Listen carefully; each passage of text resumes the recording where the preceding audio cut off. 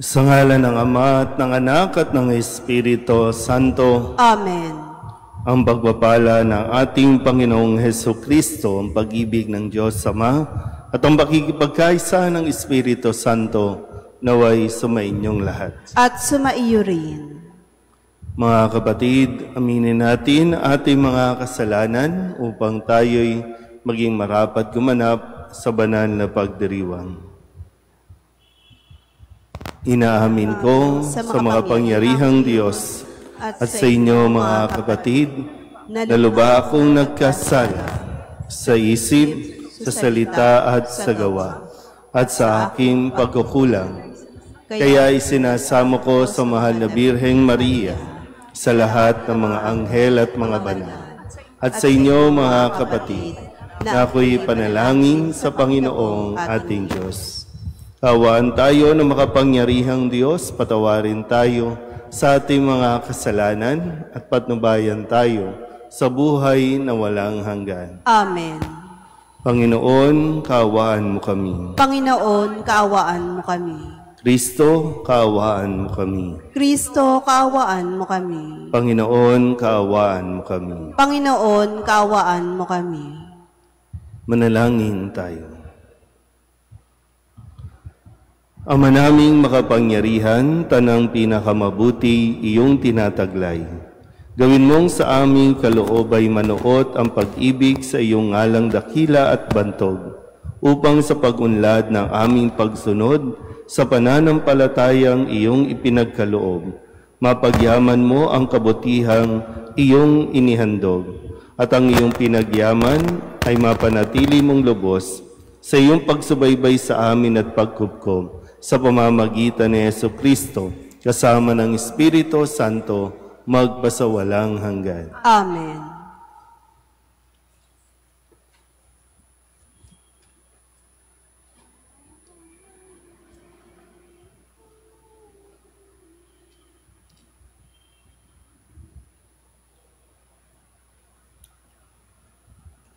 Pagbasa mula sa unang sulat ni Apostol San Pablo sa mga taga-Tesalonika.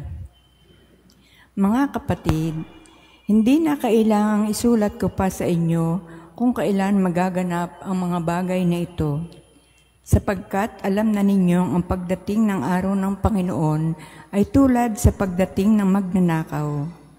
Kapag sinasabi ng mga tao, tiwasay at panatag ang lahat, biglang darating ang kapahamakan.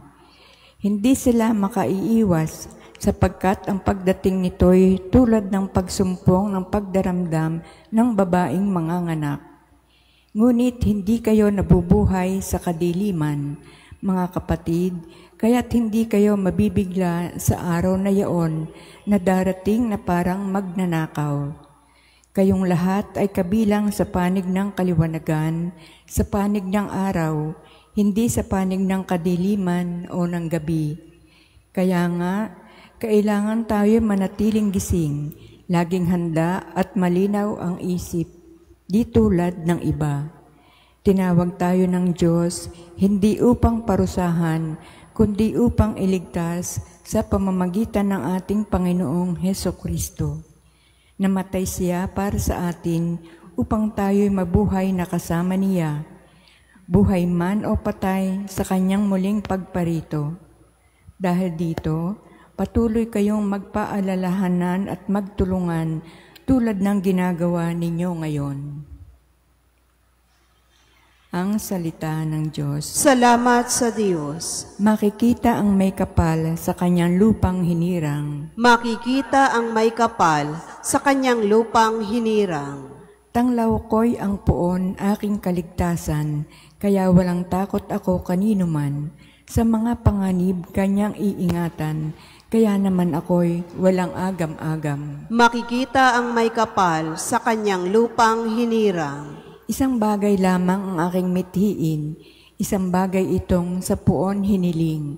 Ang ako'y lumagi sa banal na templo, upang kagandahan niya'y mamasdan ko, at yaong patnubay niya ay matamo. Makikita ang may kapal sa kanyang lupang hinirang. Ako'y nananalig na bago mamatay, Masasaksihan ko ang iyong kabutihan na igagawa doon sa mga hinirang. Sa Panginoong Diyos tayo magtiwala, ating patatagin ang paniniwala. Tayo ay umasa sa kanyang kalinga. Makikita ang may kapal sa kanyang lupang hinirang. Tumayo po ang lahat.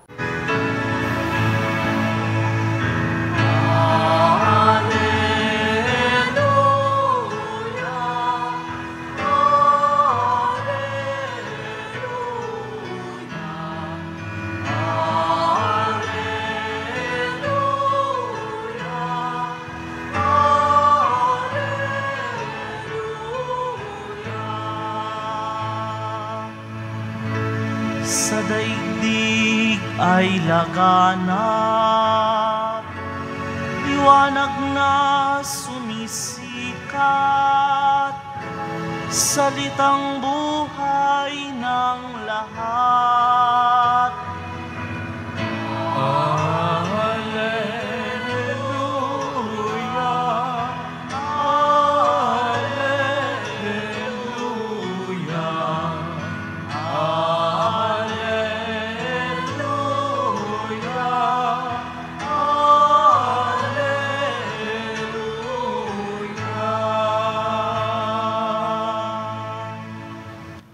Sumainyo ang Panginoon. At sumaiyo rin.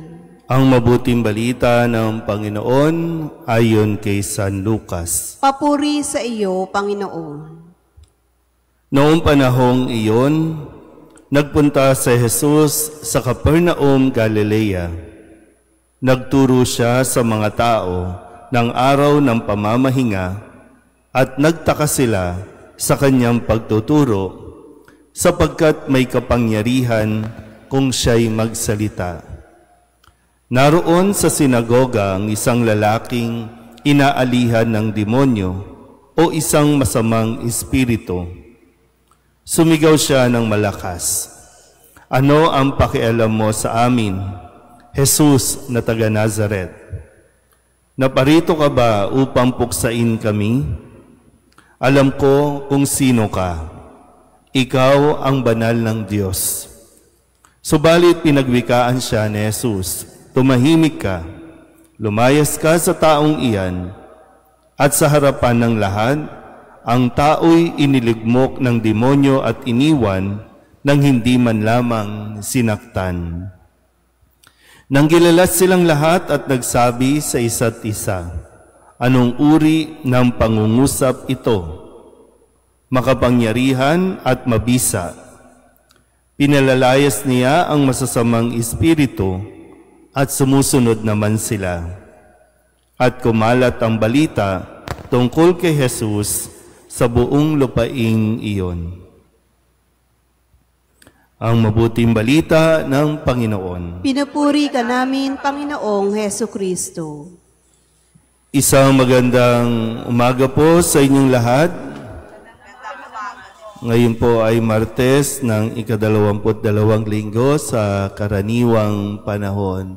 Kung ating pong susundan ang kwento sa pahayag ng mabuting balita kahapon, halos ibulid o ihulog na o ipagtulakan si Jesus sa bangin dahil lamang hindi nila matanggap o hindi nila kinikilala kung sino si Jesus sa kabila ng kanyang napakagaling o mahusay na pananalita ng kanyang basahin ang sulat o aklat mula kay Propeta Isaías. No? At sinabi nila na, diba, anak lang ito ng isang karpentero, anak ito ni Jose. Kaya nung siya ay tinanggihan sa kanyang sariling bayan, siya ay umalis at ngayon ay nagtungo sa isang bayan sa Capernaum, Galilea, at muli marami ang mga namangha sa kanyang mga naipamalas, lalong-lalo na nang siya ay kilalanin nung demonyo. Kasi sabi dito, no, sumigaw yung, kung tutuusin po, no, kung i-analyze lang natin ng kaunti, Si Jesus ay nasa sinagoga kung saan nag-aaral at nakikinig ang maraming mga eksperto doon sa kasulatan. Nasa sinagoga. Makuha niyo po ba? Uy, gising. Okay. Nasa sinagoga po.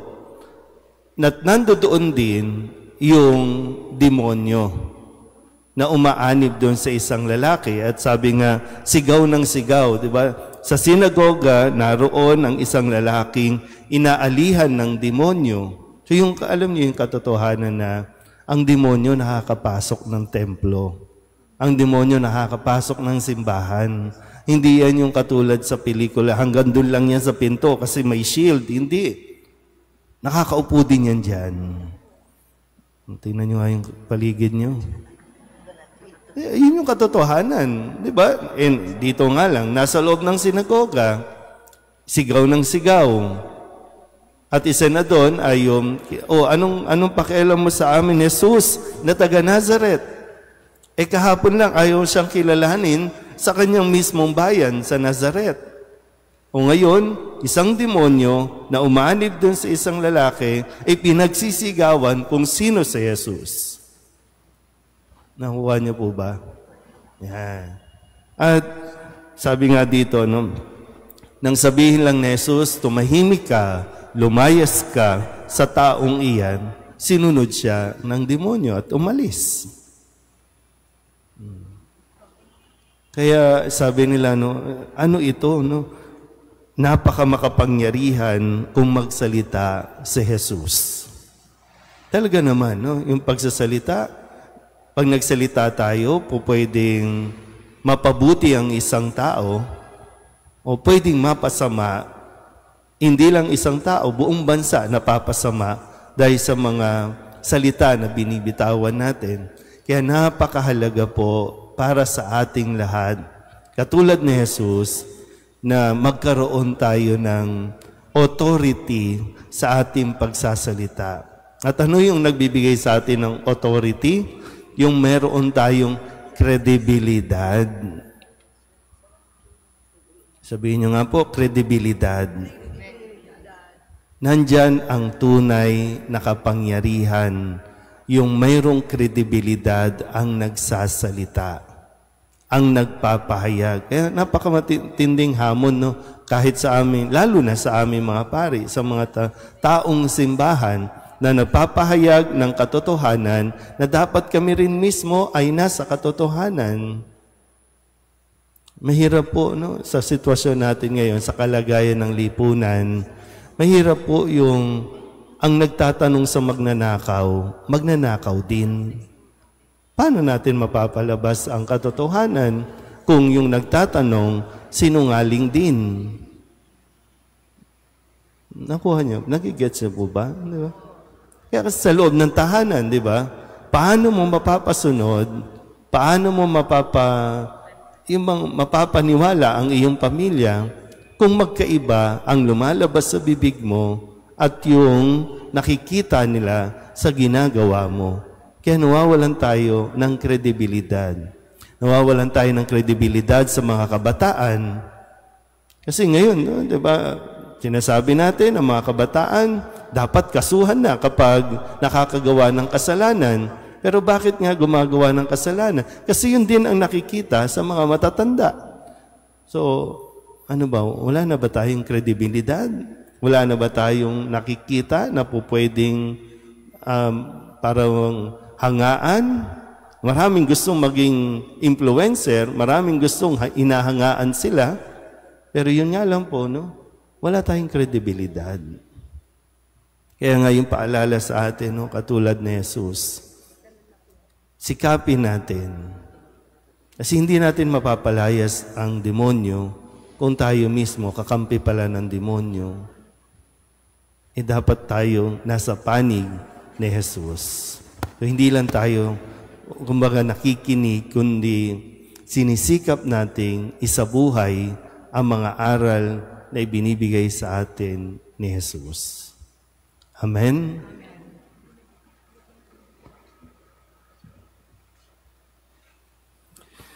Sa pamamagitan ng Ebanghelyo, nagsasalita si Kristo sa atin sa mga wikang may walang hanggang kapangyarihan at mga gawang mapaghimalang nakapagpapagaling. Sa pamamagitan niya, manalangin tayo ng may pananalig. Ang ating pong itutugon, Panginoon, dinggin mo ang aming panalangin. Panginoon, dinggin mo ang aming panalangin.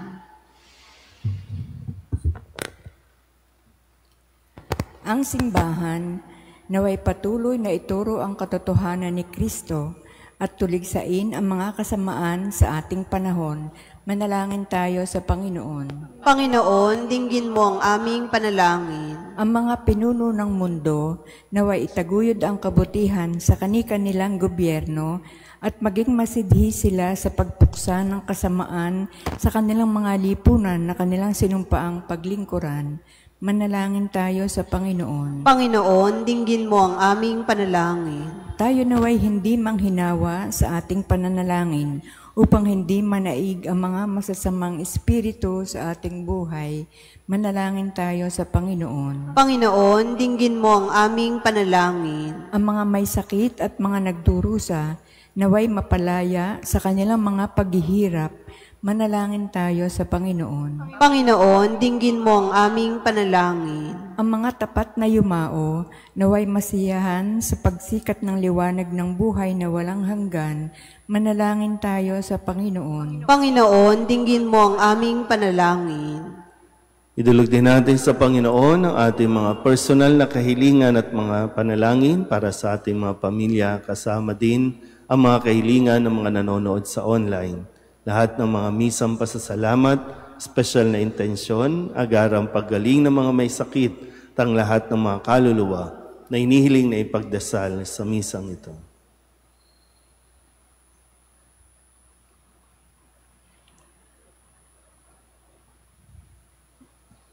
Ang lahat ng ito inihiling namin sa ngalan ni Kristong aming Panginoon. Amen.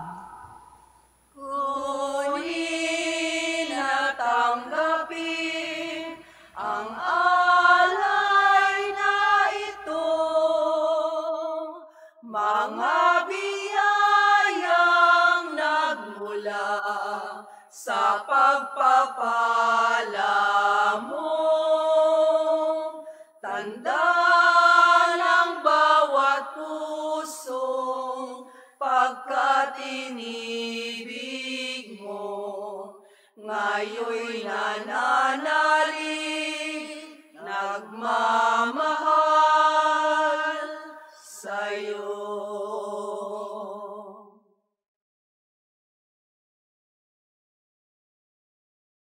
Manalangin kayo mga kapatid upang paghahain natin igalugdan ng Diyos Amang makapangyarihan. Tanggapin nawa ng Panginoon itong paghahain sa iyong mga kamay, sa kapurihan niya at karangalan sa ating kapakinabangan at sa buong sambayanan niyang banal.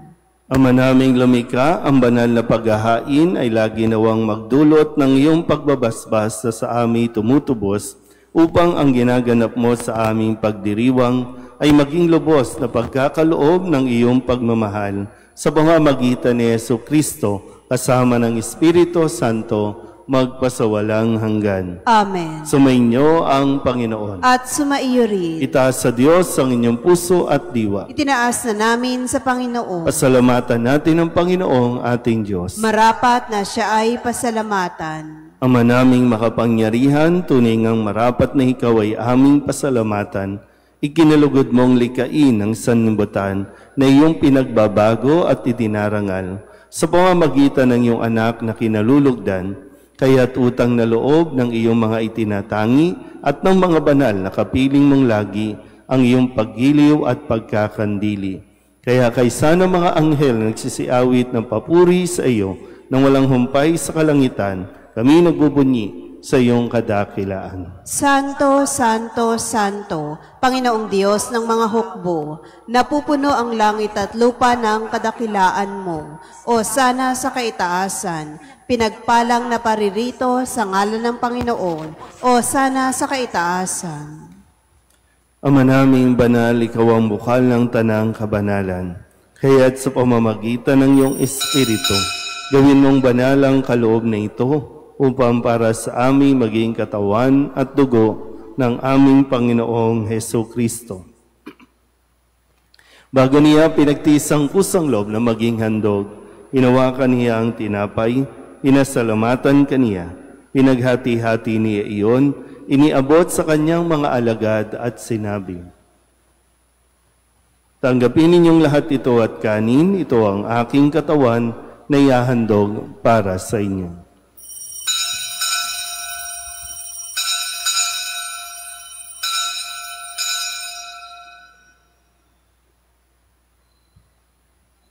Gayun din naman, nung matapos ang hapunan, hinawakan niya ang kalis, muli kaniyang pinasalamatan. Iniabot niya ang kalis sa kanyang mga alagad at sinabi, "Tanggapin ninyong lahat ito at inumin. Ito ang kalis ng aking dugo, ng bago at walang hanggang tipan. Ang aking dugo na ibubuhos para sa inyo at para sa lahat, sa ikapagpapatawad ng mga kasalanan. Gawin ninyo ito sa pag-alaala sa akin."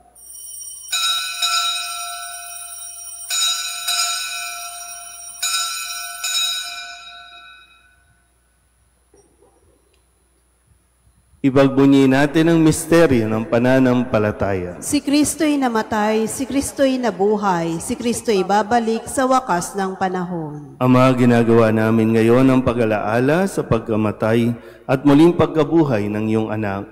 Kaya tiniaalay namin sa iyo ang tinapay na nagbibigay buhay at ang kalis na nagkakaloob ng kaligtasan. Kami napapasalamat dahil kami iyong minarapat na tumayo sa harap mo para maglingkod sa iyo. Isinasamo namin kami magsasalo-salo sa katawan at dugo ni Kristo ay mabuklod sa pagkakaisa sa pamamagitan ng Espiritu Santo. Amhalingapin mo ang iyong simbahang laganap sa buong daigdig. Puspusin mo kami sa pag-ibig kay San Leon na aming Papa at ni Jose na aming Obispo at ng Tanang Kaparian. Alalahanin mo sina Gebra Miguel at Alexander na tinawag mo mula sa daigdig na ito. Nung sila'y binyagan, sila'y nakaisa ni Kristo sa pagkamatay. Ngayon sila'y pumanaw, naway makaisa sila ni Kristo sa pagkabuhay. Alalahanin mo rin ang mga kapatid naming nahimlay na may pag-asang sila'y muling mabubuhay, gayon din ang lahat ng mga pumanaw. Kawaan mo sila at patuloyin sa iyong kaliwanagan. Kawaan mo at pagindapating kaming lahat na makasalo sa iyong buhay na walang wakas. Kaysa ng mahal na Birheng Maria na ina ng Diyos, ng kabiyak ng puso niyang sa San Jose. Kaysa ng mga apostol at ng lahat ng mga banal na namuhay dito sa daigdig ng kalugod-lugod sa iyo, may pagdiwang nawa namin ang pagpupuri sa ikararangal mo sa pamamagitan ng iyong anak na aming Panginoong Heso Kristo. Sa pamamagitan ni Kristo, kasama niya sa Kanya, ang lahat ng parangal at papuri ay sa iyo, Diyos Amang makapangyarihan, kasama ng Espiritu Santo, magpasawalang hanggan.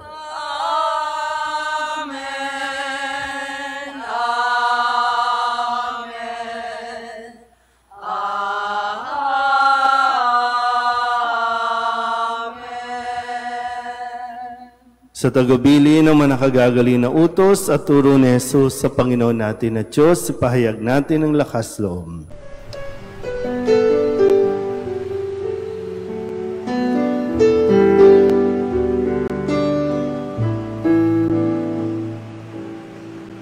Ama namin, sumasalang ka, sambahin ang ngalan mo, mapasamin ang kaharian mo, sundin ang loob mo, dito sa lupa para ng sa langit. Bigyan mo po kami ngayon ng aming kakanin sa araw-araw at patawarin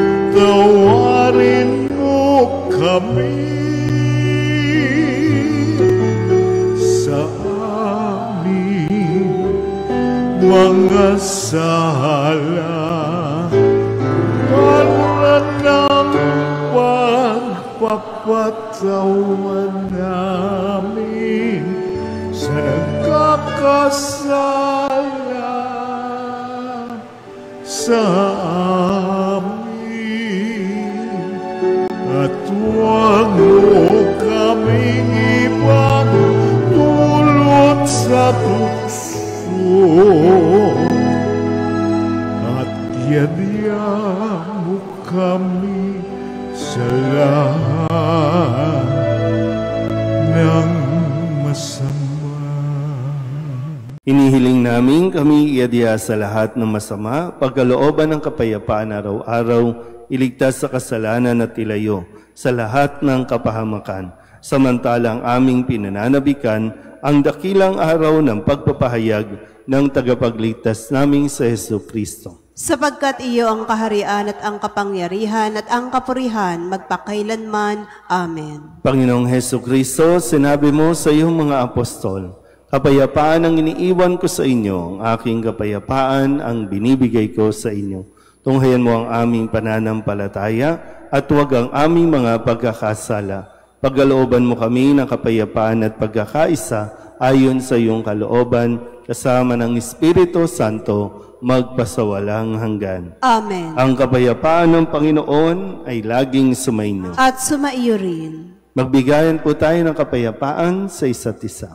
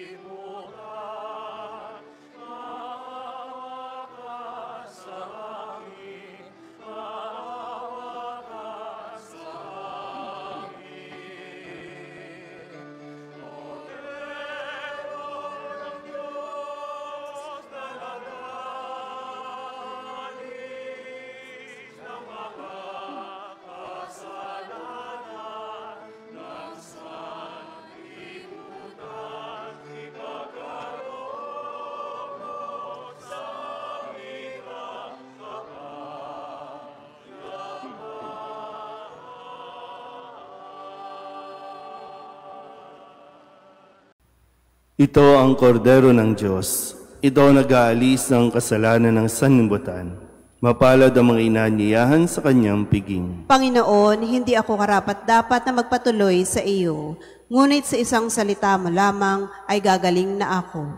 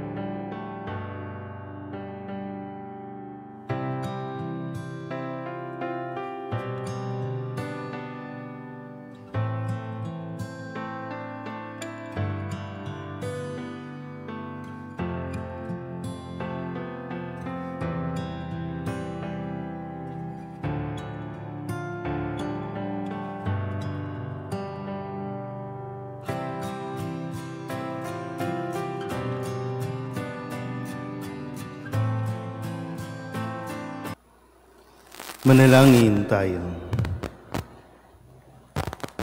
Ama naming mapagmahal, kami nagsalo-salo sa pagkain mong bigay ay umihiling ng lakas mong inilalaan upang ang kagandahang loob naming madagdagan sa paglilingkod namin sa iyong kadakilaan na nagpapaalab sa pag-ibig namin sa kapwa-tao sa pamamagitan ni Jesucristo kasama ng Espiritu Santo magpasawalang hanggan. Amen.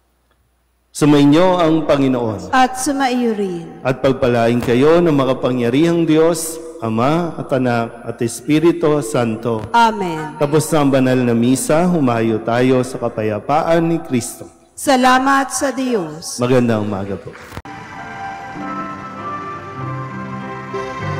Nuestro Padre Jesus Nazareno, sinasamba ka namin, pinipintungo ka namin, aral mo ang aming buhay at kaligtasan. Nuestro Padre Jesus Nazareno, iligtas mo kami sa kasalanan. Ang krus mong kinamatayan ay sagisag ng aming kaligtasan. Nuestro Padre Jesus Nazareno, dinarangal ka na amin. Nuestro Padre Jesus Nazareno, nilulwalhati ka namin. Nuestro Padre Jesus Nazareno, dinarangal ka na amin. Nuestro Padre Jesus Nazareno, nilulwalhati ka namin.